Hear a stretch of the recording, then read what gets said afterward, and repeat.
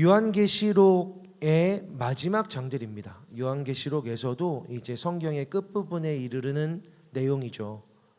이 모든 시간의 마지막 때를 다루고 있습니다. 모든 일들의 결론이 나오는 지점입니다. 이 모든 물리적인 세계의 마지막 순간이 이제 펼쳐집니다.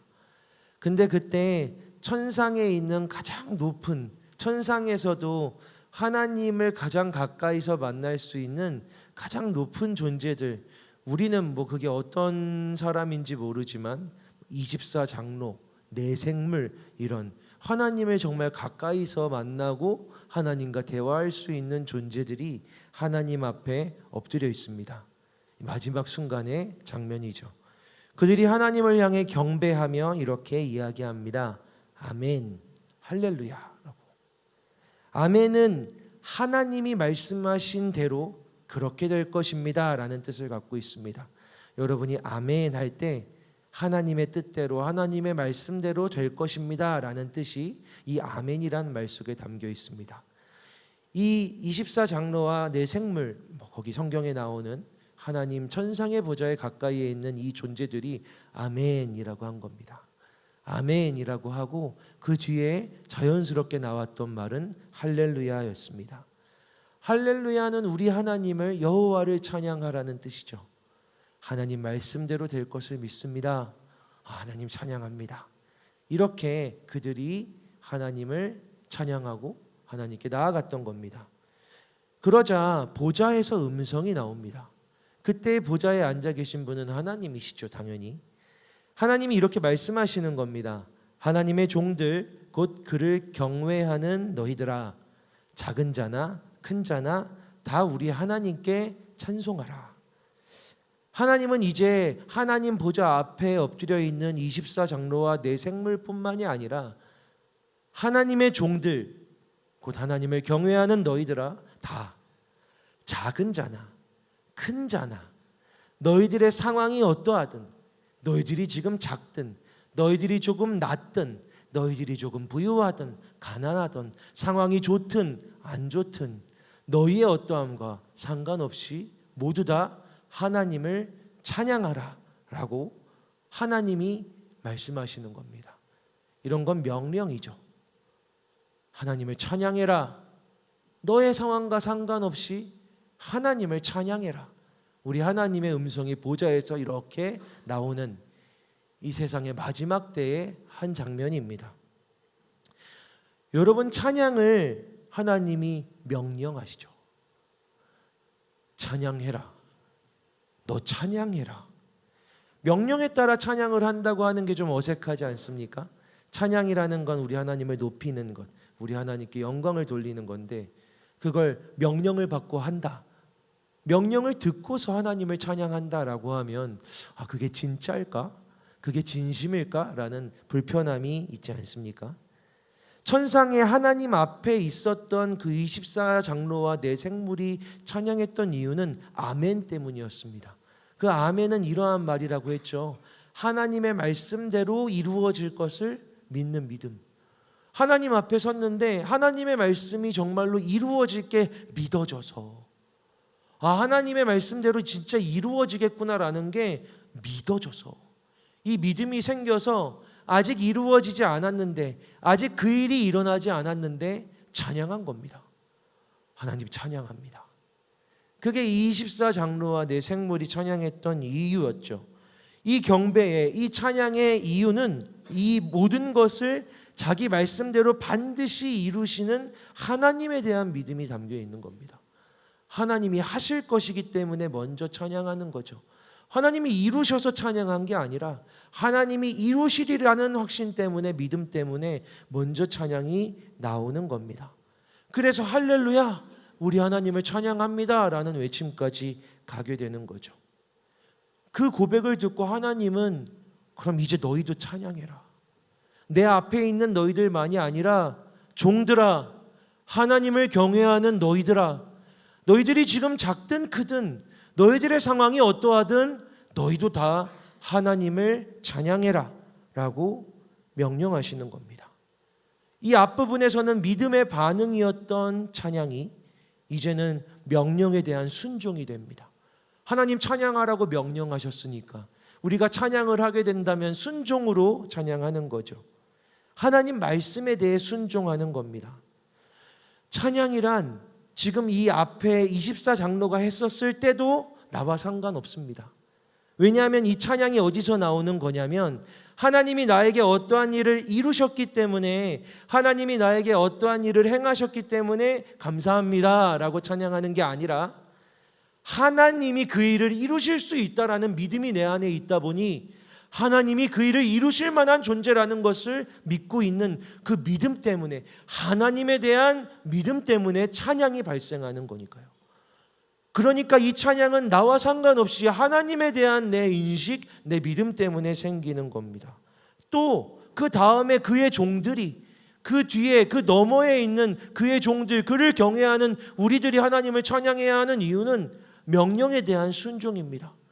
그러니까 어떤 것들 내게 주어져서 변화돼서 뭘 얻어서가 아니라 하나님이 찬양하라고 명령하셨기 때문에 찬양하게 되는 이 순종으로서의 찬양이 되는 겁니다.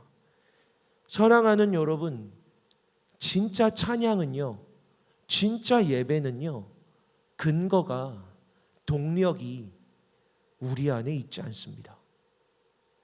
여러분이 찬양하고 여러분이 예배하는, 오늘 예배할 수 있다, 오늘 예배가 됐다, 오늘 좀 찬양이 되는구나, 오늘 찬양할 마음이 있다라고 하는 그 일은요, 그 근거는요, 여러분 안에 있지 않습니다.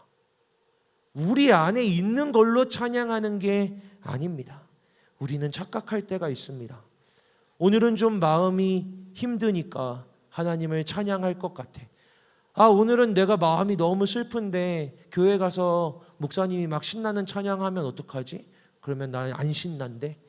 그런 신나는 찬양하면 별로 안 좋을 것 같아. 늦게 갈까? 화장실에 갔다가 좀 늦게 들어올까? 이런 마음들이 있는 거죠. 내 상황, 내 환경에 따라서 찬양을 해야지 말아야지, 예배를 드려야지 말아야지 라는 것들을 판단하는 겁니다. 그런데 찬양의 진짜 근거는 원래 나에게 있지 않아요.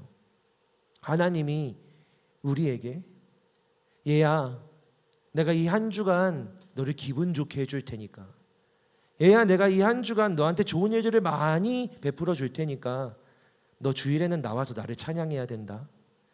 한 주간 내가 너한테 얼마나 잘해줬는지를 기억하며 나와서 감사하렴. 그러니 나와서 찬양이 안 되면 하나님한테 원망하는 겁니다. 하나님이 일주일 동안 나한테 해주신 것도 아무것도 없는데 뭘 찬양하라는 거예요. 하나님 일주일 내내 나한테 좋았던 적이 없는데 뭐가 하나님을 좋다라고 말하라는 거죠. 하나님 제 인생이 일주일 동안 기쁘지가 않았는데 무슨 기쁨을 노래하라는 겁니까? 주 앞에 나오는 것이 정말 죽을 정도로 힘들었는데 이 악물고 나왔거든요. 근데 주 앞에 나와 기뻐하라고 하시니 하나님 황당하네요. 하나님이 뭘 내게 해주셨습니까? 라는 마음이 만약 여러분 안에 있다면, 우리 안에 있다면 여러분은 잘못 생각하고 있는 겁니다. 기독교의 찬양은 내 마음 때문에 하는 게 아니라 하나님이신 그분 때문에, 그분의 존재에 대한 믿음 때문에 반응으로써, 그분이 명령하셨기 때문에 그 명령에 대한 순종으로써 하나님께 드려지는 우리의 행동입니다. 하나님은 찬양하라고 명령하실 수 있습니다. 하나님은 영원하신 분이기 때문에, 하나님은 과거에도 현재에도 미래에도 이 시간 위에 존재하시는 분이시기 때문에 하나님은 약속하신 것을 반드시 이루시는 분이시고, 오늘 우리의 입장과 우리의 생각에서는 그 일이 아직 이루어지지 않았지만 하나님은 그 일을 약속하셨다면, 하나님의 입장에서는 그 일은 약속했다면 이루어지는 일이기 때문에 하나님은 이미 내 약속이 이루어졌음을 하나님은 확신하며 찬양하라고 명령하실 수 있습니다. 여러분, 하나님의 말씀과 명령에는 태초부터, 성경의 처음부터 말씀과 명령의 그 일을 행하는 능력까지 있었다라는 사실을 저는 설교하면서 수도 없이 얘기했던 것 같습니다. 여러분, 우리 하나님의 명령에는 능력이 있습니다. 그러니 하나님이 찬양해라 라고 명령하시면 그 명령을 받아들이는 이들에게 하나님의 찬양하라 하는 명령은요, 그 안에서 찬양을 만들어내는 역사를 이루어냅니다. 내가 그 명령을 듣기 싫어. 귀를 막고 하나님 찬양하라, 할렐루야, 여러분 우리 하나님을 찬양합시다, 듣기 싫어 라고 하지 않는다면, 하나님을 찬양하며 나아갑시다, 사랑하는 여러분 우리 함께 예배합시다 라는 이 권면이 여러분을 향한 하나님의 명령으로, 사랑하는 아들아 딸아, 너의 삶이 어떠하든지 간에, 네가 작든지 네가 크든지 간에 나는 네 안에서 찬양을 만들어낼 거야. 네가 찬양하도록, 네가 예배하도록 너의 삶을 만들어 갈 거야 라고 하는 그 하나님의 능력이 여러분 안에 믿어진다면, 그 말씀을 듣고 내 지금 현재와 상관없이 작든 크든 하나님을 찬양하라는 그 명령을 듣겠습니다 라고 나온다면 우리 하나님이 일하실 겁니다. 여러분이 찬양하는 가운데 진짜 찬양할 만한 삶으로, 진짜 이 안에서 찬양이 터져나올 만한 여러분의 마음과 환경으로 우리 하나님께 그 일 행하실 능력이 있다는 것을 확실히 믿게 되는 여러분들 되기를 주님의 이름으로 축복합니다. 그래서 하나님의 찬양하라는 명령은요, 찬양하기 싫은데 나를 높이라는 억압적인 폭력이 아니에요. 하나님이 폭군인데 네가 불쌍하고 네가 불행해도 네 인생이 그래도 나는 찬양받을 만하니까 넌 날 찬양해야 돼 라고 하는, 내 마음 하나도 고려하지 않는, 내 삶과 내 감정은 하나도 고려하지 않는 정말 이기적이고 폭군 같은 그런 하나님의 명령이 아니에요. 왜냐하면 그 모든 마음과 상황을 보고 계시면서 찬양해라 라고 명령하시는 하나님의 명령엔 그 찬양을 할 만한 인생으로 바꾸실 능력이 있기 때문입니다. 그래서 누구나 찬양할 수 있는 게 아니에요. 누구나 예배할 수 있는 게 아닙니다. 하나님 누구에게나 이렇게 말씀하시고 그를 예배의 자리로, 지금처럼 찬양의 자리로 불러내시는 것이 아닙니다. 하나님은요, 작은 자이든 큰 자이든 상관없이 하나님을 찬양해야 하지만 아무나 하나님을 찬양하라고 하진 않으십니다. 하나님을 찬양하라는 명령을 받는 이들은 크든 작든 하나님이 나를 찬양해라, 나를 예배해라 라고 명령하시는 이들은 하나님이 이렇게 부르시죠. 나의 종들이라고, 하나님의 종들이라고, 나를 경외하는 이들이라고.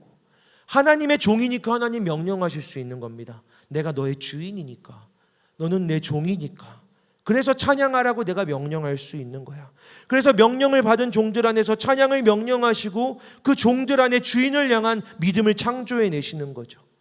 그래서 하나님의 종들은요, 하나님의 종들은 그냥 노예, 불쌍하고 불행하게 내 뜻대로 내 마음대로 살아가지 못하는 아이 저 불쌍한 노예, 종놈이 아니라 하나님이 그를 종으로 택하시고 부르셔서 그 안에 찬양하라는 명령을 주시고 그를 찬양하는 인생으로 만들어 내셔서, 하나님을 예배하는 인생으로 만들어 내셔서 그에게 하나님의 종들, 하나님을 경외하는 자들이라는 정체성을 붙여주시는 겁니다. 하나님의 종들은 불쌍하고 불행한 놈들이 아니라 어떠한 사람들이라면 하나님을 경외하는 자들입니다. 자, 여러분 눈이 많이 감기니까 따라해 볼까요? 하나님의 종들은 하나님을 경외하는 자들이다. 제가 하나님의 종들은 어떠한 사람들 하면 여러분은 하나님을 경외하는 사람이라고 하는 겁니다. 알겠죠? 이게 다 여러분 위해서 하는 거예요. 졸고 있으니까. 아시겠죠? 제가 하나님의 종들 하면 여러분은 하나님을 경외하는 사람들. 우리 드림 어린이가 아니니까 이 정도 할 수 있죠? 신뢰가 안 가서 그래. 자, 한 번만 더. 내가 하나님의 종들이라고 하면 여러분은 하나님을 경외하는 사람들이라고 하는 거예요. 딱 한 번만 합시다. 자, 하나님의 종들. 예, 맞습니다. 하나님의 종들은 하나님을 경외하는 사람들이에요. 그런데 여러분, 경외라는 말이 어렵죠. 경외라는 말이 어렵잖아요. 그죠? 이게 어떠한 감정인지 어떠한 태도인지 여러분 잘 모르겠잖아요. 경외라는 개념을 처음 말씀하신 분은 하나님이세요. 성경에 경외라는 개념이 처음 등장한 건 하나님이셨습니다. 경외가 처음으로 등장했을 때 이게 경외야라고 하나님이 처음 말씀하셨던 바로 그때는 예배 때였습니다. 그리고 그 예배는 굉장히 비참한 예배였습니다. 왜냐하면 그 예배는 아버지가 아들을 죽이는 예배였기 때문입니다. 창세기 22장에 아브라함이라는 남자가 하나님의 명령에 따라 아들인 독자 하나밖에 없는 외아들 이삭을 하나님께 번제로 드리는 바로 그 예배, 그때 하나님은 경외라는 개념을 이야기하십니다. 하나님 알고 계셨어요. 아까 이야기한 것처럼 하나님 알고 계세요. 그게 잔인하고 아픈 일이라는 것, 할 수 없는 일이라는 것 하나님 알고 계십니다. 그래서 하나님 이렇게 명령하세요. 아브라함아, 너의 사랑하는 아들 내 독자 이삭을 나에게 번제로 바치라 라고. 아브라함아, 저기 그냥 이삭 개 번제로 바쳐라. 그냥 무감정으로, 그냥 수많은 사람들의 하나인 것처럼, 하나님께는 아무것도 아닌 것처럼 명령하신 게 아닙니다. 하나님 알고 계시면서 말씀하신 거죠. 너의 사랑하는 아들, 너의 하나밖에 없는 아들 이삭을 나에게 바쳐라. 그리고 아브라함은 정말로 자기 아들 이삭을 데리고 하나님께 번제로 드리려고 하나님이 알려주신 산으로 이동합니다. 그런데 그게 예배였다라고 성경은 기록합니다. 아브라함이 그렇게 표현하거든요. 창세기 22장 5절을 보면 아브라함이 이렇게 이야기해요. 아브라함이 종들에게 이르되 너희는 나귀와 함께 여기서 기다려라. 종들한테 얘기한 거죠. 내가 아이와 내 아들과 함께 저기 가서, 저 산에 가서 예배하고 우리가 너희에게로 돌아오리라. 아브라함이 이렇게 얘기합니다. 놀랍게도 이 장면이 성경에서 예배라는 말이 처음 쓰인 장면입니다. 제사라는 말도 아닌, 제단, 제물이 아닌 예배라는 개념이 성경에 처음 나온 데가 이 창세기 22장, 아브라함이 나는 이걸 예배로 할 거야 라고 말했던 장면입니다.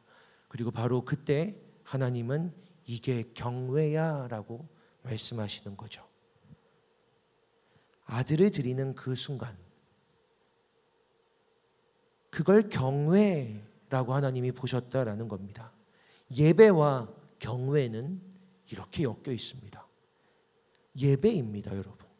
아브라함이 기어이 자기 아들을 하나님께 드리겠다고 칼을 이렇게 들었던 순간, 아들에게 진짜로 칼을 꽂으려고 이렇게 내리꽂으려는 순간 하나님을 위해 아들을 죽이려는 그 일이 예배였습니다. 그리고 하나님께서 이렇게 말씀하십니다. 그 아이에게 내 손을 대지 말아라. 그에게 아무 일도 하지 마라. 내가 네 아들, 네 독자까지도 나에게 아끼지 아니하는 것을 알았으니 내가 이제야 네가 나를, 하나님을 경외하는 줄을 아노라. 그 예배에서 아브라함이 그 일을 행한 것이 하나님께 경외였다는 겁니다. 아들을 죽이라는 명령이 어떻게 이해가 됩니까? 이해가 돼서 아들을 죽이려고 했겠습니까? 아들을 죽이고 산까지 아들을 데리고 가. 아니, 이 아들이 필요하면 다른 사람의 손으로 죽이셔도 되는데 직접 아버지의 손으로, 아비의 손으로 25년을 기다려서 겨우 얻은 아들을 아비의 손으로 직접 죽이라고 말씀하시는 그 하나님의 마음이, 하나님의 방법이, 하나님이 받겠다는 예배의 그 어떤 한순간이 이해가 됐겠습니까? 여기에 합리적이고 이성적인 부분이 어디 있습니까? 그런데 하나님이 내게 그렇게 바쳐라 라고 말씀하시니 그게 하나님의 뜻이면, 그게 하나님의 말씀이라면 그렇게 하겠습니다. 그냥 기꺼이 묵묵히 하나님이 나에게 이렇게 예배라 하시면 내 방법이나 상황이나 이성과 생각을 덮어두고 하나님이 예배하라는 대로 예배하는 그 일, 그 마음을 하나님은 경외라고 부르셨습니다. 그래서 이 첫 번째 경외는 첫 번째 예배에서 나왔고, 하나님은 그렇게 하나님을 경외하는 아브라함에게 복을 주셨습니다. 그에게만 복을 주신 게 아니라 그를 통해 복이 흘러가게 하셨습니다. 그에게만 복이 있어서 이렇게 흘러가게 되는 수준이 아니라 그냥 아브라함이 온 인류를 향해 터져나오는 복의 근원, 시작이 되게 하셨습니다. 그게 하나님을 경외하는 이에게 하나님이 주시는 복이었습니다. 아브라함에게 경외는 어쩌면 일종의 태도이겠죠. 아브라함에게 경외는 어쩌면 일종의 예배의 자리일 겁니다. 경외의 태도, 경외의 마음, 경외의 자리가 갖춰진 이에게 하나님은 복을 주시고 그를 통해 복을 흘려보내기 시작하십니다. 사랑하는 여러분, 찬양하라는 명령은요, 찬양할 수 없는 상황의 우리에게 내 것이 아닌 하나님이 주시는 믿음을 만들어 냅니다.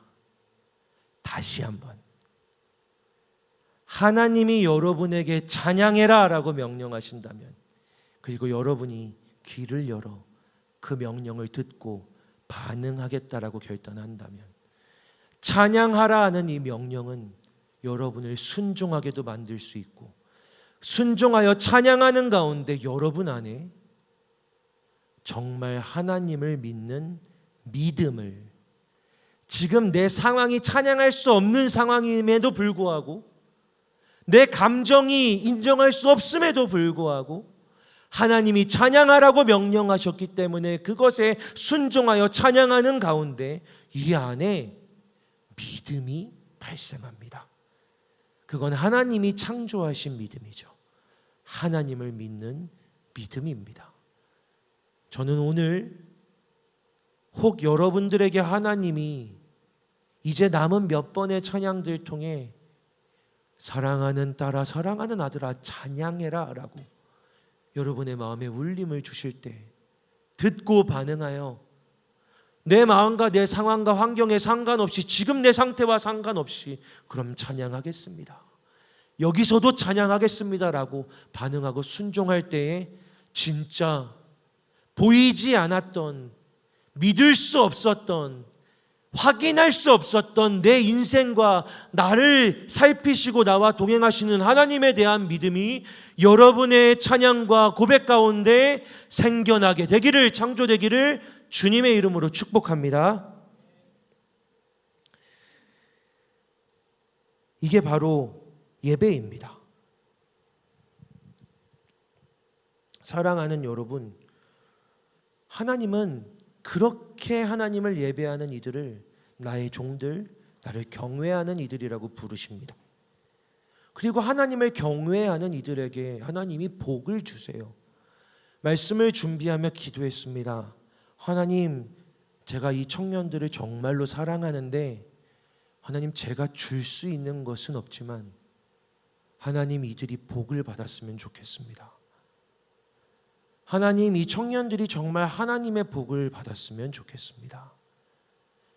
하나님을 예배하는 자리에 나와서 예배하는, 찬양하는 내 어제와 그제를 생각하는 게 아니라 오늘 나를 불러 이 자리에 세우셔서 새롭게 하시는 그 하나님의 복을 우리 청년들이 받았으면 좋겠습니다 라고 기도했습니다. 한 3일 전에 집에서 잠을 자는데 제가 제 두 딸하고 같이 자거든요. 근데 저희 가정의 슬픔인데 참 안타깝게도 첫째와 둘째가 사이가 많이 안 좋습니다. 24시간 중에 22시간 30분은 싸우는 것 같아요. 꿈에서도 싸워요. 왜냐하면 제가 들었거든요. 자다가 안 돼! 언니 하지 마! 꿈에서도 싸우는 거죠. 저는 그게 너무 마음이 아픈 거예요. 제가 휴전선처럼 항상 가운데 눕고 제 첫째 딸이 왼쪽에, 둘째 딸이 오른쪽에 누워서 잠을 잡니다. 그날도 이렇게 잠을 자는데 저희 첫째 희수가 둘째에게 이제 굿나잇 인사를 하는 거죠. 그것도 감동이에요. 원래는 근데 그날의 인사가 제 마음에 큰 울림이 있었습니다. 희수가 첫째예요. 은수가 둘째인데 첫째가 둘째한테, 희수가 은수한테 이렇게 얘기하더라고요. 잘 자, 새로운 내일의 은수야 라고. 좀 무슨 소리야? 잠꼬대를 하나? 라는 생각이 들었는데 그 말이 너무 멋진 거예요. 잘 자, 새로운 내일의 은수야 라고. 새로운 내일의 새로운 은수에게 잘 자라고, 걔는 그렇게까지 생각 안 했겠지만 그 말이 주는 울림이 저한테 너무 커서 이렇게 눈물이 나더라고요. 와, 희수야 너무 멋있다. 희수야 그 말이 너무 감동적이야. 아빠는 그 말이 너무 멋있어. 새로운 내일의 은수라니. 그러니까 둘째가 이렇게 얘기했습니다. 잘자 새로운 내일의 언니라고. 둘째도 칭찬이 받고 싶었거든요. 그 말이 제 안에 계속해서 맴돌더라고요. 그리고 오늘 이 예배에 나오면서 여러분을 보는, 여러분을 만나는 제가 새로운 오늘의 김동주 목사이길 기도하며 나왔습니다.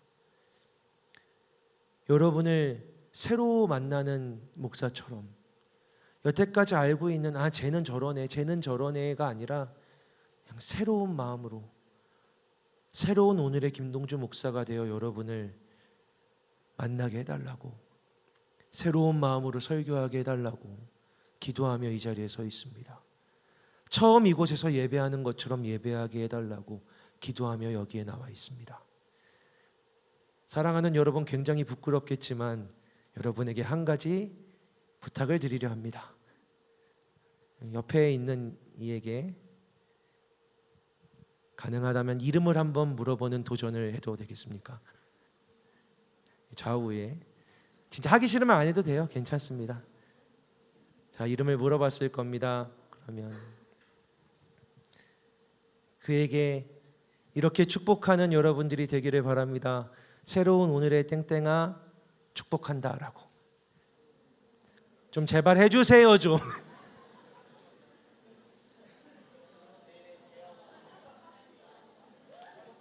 새로운 내일이든 새로운 오늘이든 상관없습니다. 새로운 오늘의 새로운 내일의 칸토를 사랑하고 축복합니다. 여러분, 오늘 요한계시록의 본문을 다루고 있죠. 마지막입니다. 마지막 예배예요. 이 세상에 이 모든 물리 시간의 마지막 순간, 마지막 때에 뭐가 드려지는지 아세요? 그게 예배입니다. 그게 예배였어요. 하나님을 찬양하라 라고 하나님이 명령하셨잖아요. 그런데 여러분, 놀랍게도 엄청난 허다한 수많은 사람들의 목소리가 들려오기 시작합니다. 많은 물소리처럼 정말 물이 콸콸콸콸콸 쏟아지는 것 같은 어마어마한 물소리, 우레소리와 같은 소리가 들려오기 시작합니다. 그 소리는 하나님을 찬양하는 소리입니다. 그게 이 날들의, 이 모든 날들의 마지막에 펼쳐지는 마지막 예배의 장면, 요한이 환상으로 본 장면이었습니다. 하나님은 이 예배를 어린 양의 혼인잔치라고 부르십니다. 그렇게 기다리던 신랑 되신 예수 그리스도를 만나는 교회의 예배, 그렇게 오랫동안 만나고 싶었던, 절대 오지 않는다, 이 밤이 끝나지 않는다라고 생각했던 그 신부에게 드디어 찾아오신 신랑이신 예수를 만나는 마지막 예배, 마지막이자 결혼 생활의 시작이 되는 혼인잔치, 결혼식과 같은 예배를 우리 하나님이 요한계시록 마지막에 두셨습니다. 설교를 준비하며 기도하는데 한소망 청년교회 칸토를 생각하게 되었습니다. 어떤 때는 이 칸토라는 존재가 저에게 하나의 인간처럼 느껴질 때가 있습니다. 그냥 한 사람처럼. 여러분, 개개인은 밉상일 때가 많은데 그냥 이렇게 딱 서서 이렇게 공동체를 보면 안 보면 보고 싶고 그립고 월요일만 되면 또 만나고 싶은 마음이 제 안에 있습니다. 설교를 준비하고 이 청년교회 칸토를 생각하는데 참 아팠던 칸토가, 죽어있는 것 같았던, 숨도 쉬지 못하는 것 같았던 칸토가 그리고 조금씩 나아지고 조금씩 회복되어서 어느 날에는 서 있고 이제 걷기 시작하고 심지어 뛰기도 하고 이제는 나아가 선교를 하고 이제는 어딘가를 돕고 이제는 큰 교회가 되어가는 이 칸토를 생각하게 된 겁니다. 눈을 감고 생각하는데 우리 칸토가, 이 청년교회가 마지막 때에 예수 그리스도의 신부가 되는 모습을 그려봤습니다. 얼마나 아름다울까? 하나님이 얼마나 기뻐하시는 모습일까? 우리가 지금보다 더 성장하고 날마다 새로운 오늘의 칸토가 되어서 날마다 새로운 오늘의 존재로 하나님을 만나고 예배하며 새롭게 하나님을 예배하는, 찬양하는 칸토가 되어서 결국 기어이 예수 그리스도 앞에 서게 된다면 얼마나 아름다울까. 여러분과 함께 그런 예배를 드리고 싶다라는 소망을 품게 되었습니다. 사랑하는 여러분, 찬양과 예배는 명령입니다.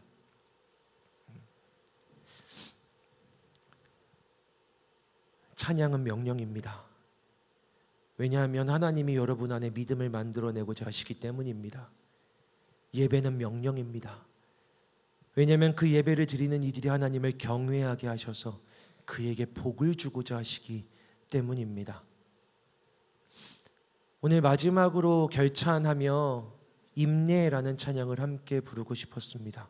왜냐하면 우리는 계속해서 예배할 거니까. 오늘 이렇게 예배하고 끝이 아니라 우리는 또 예배하고, 오늘 저녁에도 예배하고, 그리고 더 깊이 하나님을 만나고 나아갈 거니까.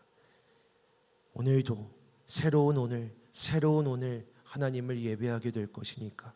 그래서 여러분들이 하나님의 큰 복을 받게 될 것이니까 하나님 간절히 기도합니다.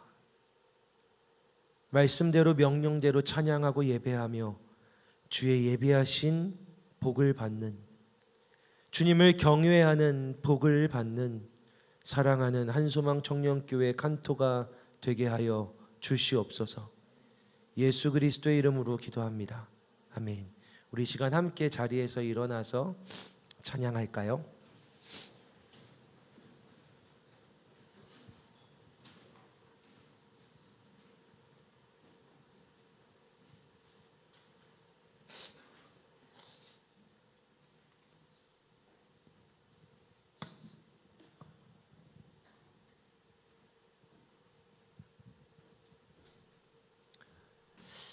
그냥 여러분의 목소리를 듣고 싶은 것이 아니라 소망하고 꿈꿉니다. 이 안에 여러분의 귀에 허다한 사람들의 소리, 많은 물소리와도 같은, 큰 우레소리와도 같은 예배의 소리, 찬양의 소리가 울려서 하나님, 우리가 언젠가 드리게 될 그 아름다운 예배 이곳에서 먼저 맛보며 하나님이 내게 주실 복을 경험하는 우리가 되게 하여 주옵소서.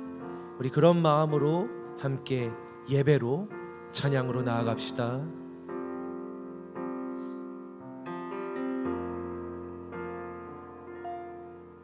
우리 모두 예배하는 자 되어 온전히 영과 진리로 주를 예배하자. 주가 우리와 함께 영원히 함께 하시고 마르지 않는 샘물로 우릴 채우시리. 우리 모두 예배하는 자 되어 온전히 영과 진리로 주를 예배하자. 주가 우리와 함께 영원히 함께 하시고 마르지 않는 샘물로 우릴 채우시리라. 우리 하나님께 손을 들고 찬양하기 원하시는 분들은 손을 들고 찬양합시다. 혹시 옆에 서 있는 이와 함께 나아가기 원하시는 분이 있다면 또 손을 잡고 찬양합시다. 우리 함께 예배하는 자가 되어 찬양합시다.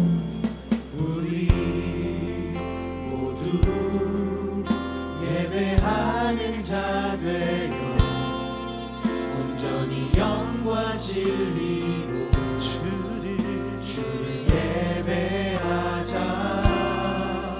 주가 우리와 함께 영원히 함께 하시고 마르지 않는 샘물로 우릴 채우시리. 우리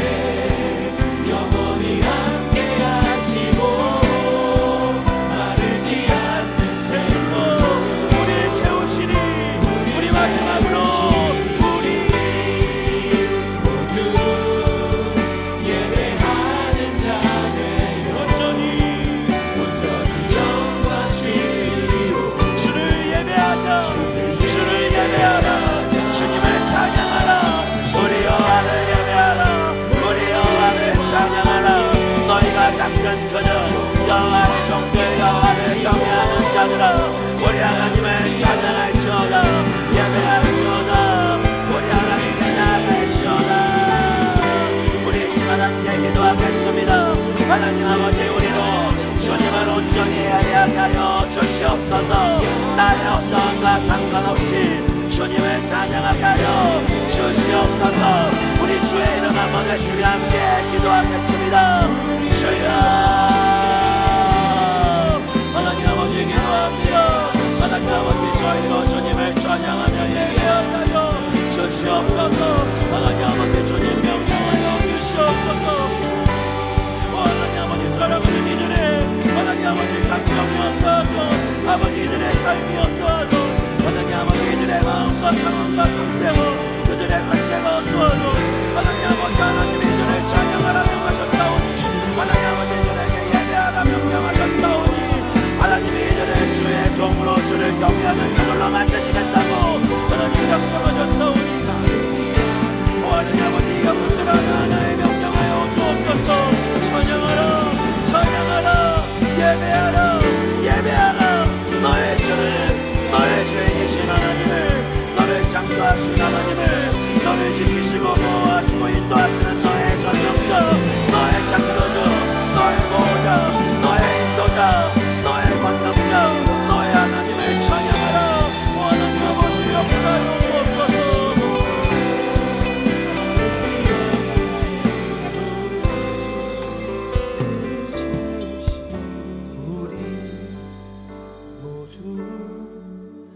예배하는 자 되어 온전히 영과 진리로 주를 예배하자. 주가 우리와 함께 영원히 함께 하시고 마르지 않는 샘물로 우릴 채우시리. 우리 모두 예배하는 자 되어 온전히 영과 진리로 주를 예배하자. 주가 우리와 함께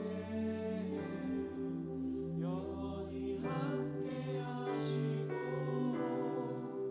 마르지 않는 샘물로 우릴 채우시리라. 지금은 광야 같아도 지금은 마른 땅 같아도 약속하신 것처럼 마르지 않는 샘물로 우리를 채우실 우리의 여호와 하나님을 찬양합니다. 우리의 삶의 부족함과 모자라는 그 모든 상황 속에서도 뭐가 없다 하더라도 주여 우리는 이곳에서 주님을 예배합니다. 하나님을 경외합니다. 주의 복을 우리에게 부어 주시옵소서. 주여 이 공동체를 통하여 하나님의 복을 흘려보내 주시옵소서. 예수 그리스도의 이름으로 기도합니다. 아멘. 우리 하나님께 영광의 박수 올려드립시다. 아멘.